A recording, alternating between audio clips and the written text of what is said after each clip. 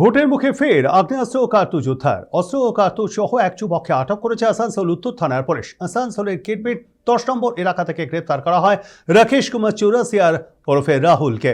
ইতিমধ্যেই ধৃতকে আসানসোল আদালতে পেশ করেছে এবং পুলিশি হেফাজতে নেওয়ার আবেদনও জানানো হয়েছে পুলিশের তরফে। এই সঙ্গে বড় কোনো দুষ্কৃতী চক্রের যোগসূত্র রয়েছে কিনা তাও খতিয়ে দেখছে পুলিশ।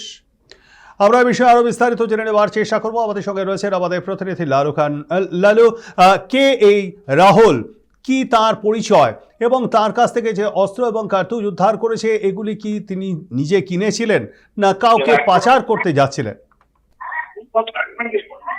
দেখো, এখনো পর্যন্ত গোপন সূত্রে আমরা পুলিশ সূত্রে আমরা যেটা জানতে পেরেছি যে গোপন সূত্রে পুলিশ খবর পায় এবং খবর পেয়ে তারা অভিযান চালায় এবং অভিযান চালিয়ে এই রাহুল নামে এক যুবককে তারা গ্রেপ্তার করে।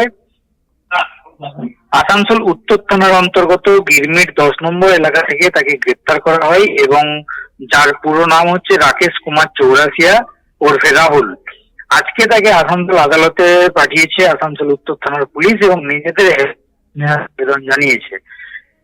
পুলিশ সূত্রে যেটা জানা গেছে যে পুলিশ এই রাহুলের কাছে কিভাবে অস্ত্র এলো, কোথা থেকে এলো, সেই বিষয়ে আরো তদন্ত এগিয়ে নিয়ে যেতে চাইছে পুলিশ এবং সে কারণেই তারা নিজেদের হেফাজতে নিয়ে আবেদন জানিয়েছে আদালতের কাছে এবং নিজেদের হেফাজতে নিয়ে তারা বিস্তারিত তথ্য, অর্থাৎ এই যে আগ্নেয়াস্ত্র, ভোটের আগে আগ্নেয়াস্ত্র উদ্ধার, যেটা খবর চাঞ্চল্যকর একটি খবর, অর্থাৎ ভোটের আগে যাতে এলাকায় এই ধরনের অভিযান পুলিশের পক্ষ থেকে চালানো হচ্ছে যাতে করে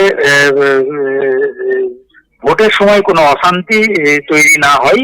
তবে এই রাহুলের ব্যাপারে ইতিমধ্যেই পুলিশি যে তদন্ত, সেই তদন্ত শুরু হয়েছে। কারণ যেটা পুলিশ সূত্রের খবর, পুলিশের একটা সূত্র মনে করছে যে রাহুল